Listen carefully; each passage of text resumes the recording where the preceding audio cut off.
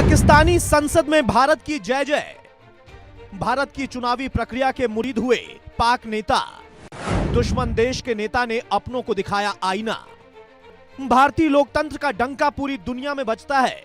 अब पाकिस्तान भी इसका मुरीद हो गया है। पड़ोसी देश की संसद में भारतीय चुनाव प्रणाली की तारीफ में कसीदे पढ़े गए। पाकिस्तान में विपक्ष के नेता सैयद शिबली फराज ने हाल ही में संपन्न आम चुनाव को स्वतंत्र और निष्पक्ष तरीके से आयोजित करने के लिए भारत की जमकर तारीफ की। साथ ही अपनी सरकार की कार्यप्रणाली पर भी सवाल उठाए।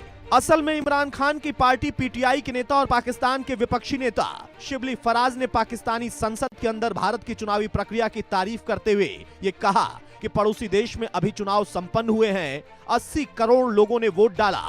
एक वोटर के लिए भी पोलिंग बूथ बनवाया गया। 1 महीने तक पूरी प्रक्रिया चली, लेकिन चुनाव में धांधली की बात कहीं से नहीं उठी। फराज ने अपनी सरकार से पूछा, क्या हिंदुस्तान के चुनाव के नतीजों को लेकर अभी तक एक भी आवाज उठी है? वहां की सारी पार्टियों ने माना है कि चुनाव निष्पक्ष हुए हैं। क्या कभी पाकिस्तान में भी बिना किसी धांधली के चुनाव हो सकते हैं? इस दौरान क्या एक भी आवाज उठी कि चुनाव में धांधली हुई है? हम भी यही चाहते हैं। हम नहीं चाहते कि देश इसी बात में फंस कर रह जाए कि चुनाव जीता या वो जीता।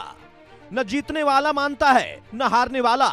इसने हमारे राजनीतिक सिस्टम को बिल्कुल खोखला कर दिया है। हम भी अपने चुनाव स्वतंत्र और निष्पक्ष तरीके से क्यों नहीं करा सकते हैं?